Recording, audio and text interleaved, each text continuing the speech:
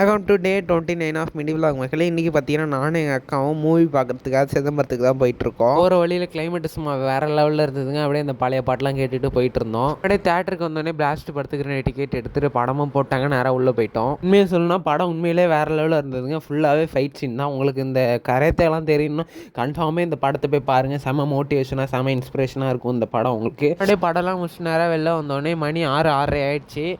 ஊருக்கு போகலான்னு பார்த்தோம். அப்புறம் சிதம்பரம் வந்துட்டு நடராஜர் கோயிலுக்கு போகலன்னா எப்படி சரின்ட்டு போய் அங்கே பார்த்தா செம ஆச்சரியமாக இருந்ததுங்க. ஏன்னா அவ்வளோ கூட்டம், செமையாக டெக்கரேஷன் பண்ணி வச்சுருந்தாங்க.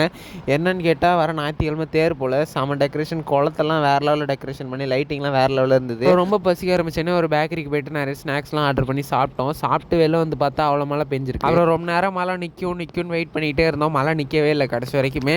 அப்புறம் வந்து எங்கள் அக்கா வந்து அவங்களோட ஃப்ரெண்ட்ஸ்லாம் ஒரேடியாக பார்த்துட்டு போயிடலான்னு சொன்னாங்க. சரின்னு அப்படியே அவங்க ஃப்ரெண்ட்ஸை கூப்பிட்டோன்னே எங்கள் அக்கா வந்து அவங்க ஃப்ரெண்டோட வண்டியில் வந்தாங்க. நான் தனியாக பின்னாடி போயிட்டு இருந்தேன். அப்புறம் அப்படியே அவங்க ஃப்ரெண்ட்ஸ் எல்லாம் அப்படியே பார்த்துட்டு நேராக வீட்டுக்கு கிளம்பிட்டோம். அவ்வளோதாங்க இந்த வீடியோ பிடிச்சிருந்தா மறக்காமல் ஒரு லைக் பண்ணுங்கள். தேங்க்யூ ஃபார் வாட்சிங். பாய் கைஸ், பாய்.